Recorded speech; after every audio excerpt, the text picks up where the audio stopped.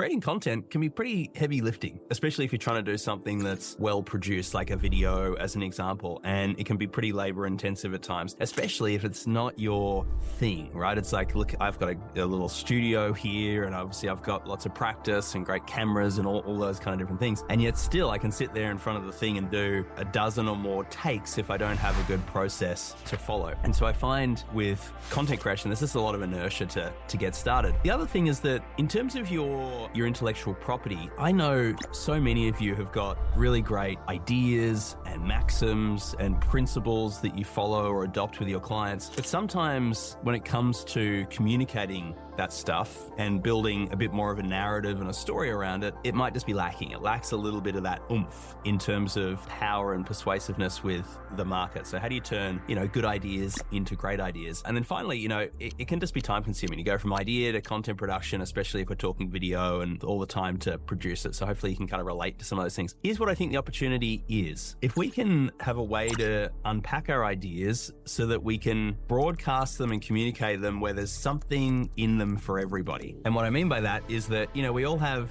different ways that we like to make decisions. We're all like different personalities. Some of us are big picture thinkers. Some of us are more about the emotion of it all and connecting with the people and the story behind that. Others care more about numbers and analytics and the data and, what evidence have you got to support it. And some of us are just like a bit more detail oriented. Give me the action steps and tell me exactly what to do. And so, if you imagine when we're creating content, we're trying to go out and broadcast to as many of our ideal customers as possible. And each of them have different ways they want to receive information. There's certain elements of that wheel, that spectrum, which is going to really speak to one person, and other stuff, other parts of the story or the narrative that's going to really speak to another person. So therefore, how do we take an idea and make sure that we can develop that idea to be able to speak to as many of our ideal customers as possible? And so this is where the concept canvas comes in. It's where we can go from idea to high impact content in about 15 minutes. Hopefully that's going to give you a lot more confidence to take these little bitty ideas and really develop them into more substantial IP. So here's a few kind of key concepts that I think are important to set the stage. You guys are all here because you're standing on a mountain of value. You've got so many great stories and case studies and client examples and methods and principles and stuff that you're perhaps just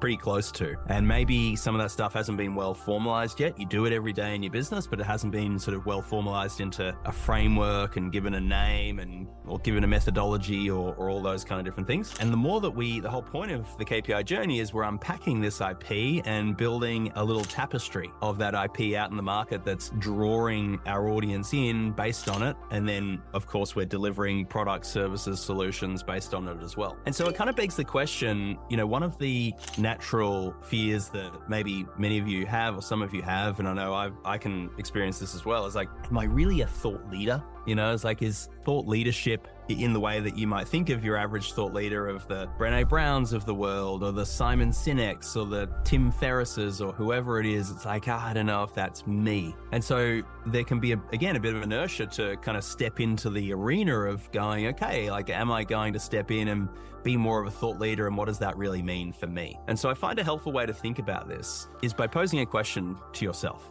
And the question is, have you ever come across a prospect, someone in your audience, ideal kind of customer, and at the beginning of the conversation, they were pretty skeptical, weren't really that interested in what it is you were talking about, maybe weren't even that aware of the problems that they had in the first place. And yet, through a conversation, through asking good questions over the course of could have been over an hour, a couple of hours, over a glass of wine, over a dinner, whatever it may be, you're able to start to help unfurl and unravel those challenges and help them connect to the implications of that and see the impact, more deeply understand the pain points, understand the destination of where they're trying to get to and what that could look like and what's possible for them. Show them that there's a methodology, there's a set of principles they can follow, a way to be able to bridge from undesirable reality to highly desirable future reality.